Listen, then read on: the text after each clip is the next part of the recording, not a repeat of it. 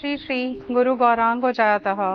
श्रीमद् भागवत गीता द्वितीय अध्याय श्लोक संख्या 13। देहिनोऽस्मिन् यथा देहे कौमारं यौवनं जरा तथा देहांतर प्राप्तिर्धीरस्तत्र न मुह्यति। यहाँ पर श्री कृष्ण अर्जुन से कह रहे हैं, जिस प्रकार शरीरधारी आत्मा इस वर्तमान शरीर में बाल्यावस्था से तरुण अवस्था और फिर वृद्धावस्था में निरंतर अग्रसर होता रहता है, उसी प्रकार मृत्यु होने पर आत्मा दूसरे शरीर में चला जाता है। धीर व्यक्ति ऐसे परिवर्तन से मोह को प्राप्त नहीं होते। यहाँ पर श्री कृष्ण कहते हैं कि जिस प्रकार व्यक्ति वस्त्र परिवर्तन करता है या बदलता है तो उसे कष्ट नहीं होता, उसी प्रकार जब आत्मा शरीर में होती है तो व्यक्ति शैशव अवस्था या बाल्यकाल से कौमार अवस्था में जाता है और कौमार से वृद्ध अवस्था में प्रवेश करता है। इसी प्रकार मृत्यु के समय आत्मा एक देह से दूसरी देह में प्रवेश करती है। इसमें कोई शोक का कारण नहीं है। द्रोणाचार्य और भीष्म देव के वृद्ध शरीरों के छूट जाने पर उन्हें नई देह प्राप्त होगी, जो कि हर्ष का विषय है,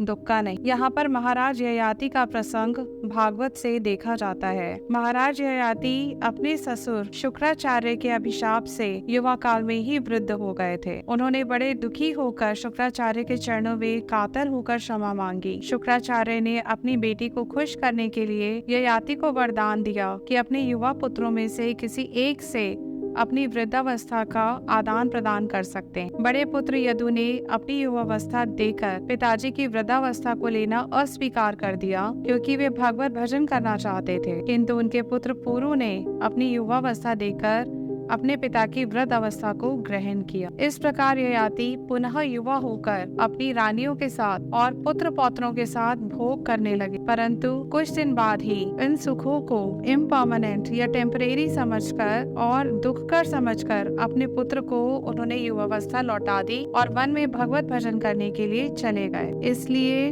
रोग युक्त बूढ़े शरीर के नाश होने पर सबल स्वस्थ सुंदर नए शरीर की प्राप्ति से लाभ ही होगा। यह जानकर आनंदित होना ही उचित है। हरे कृष्णा।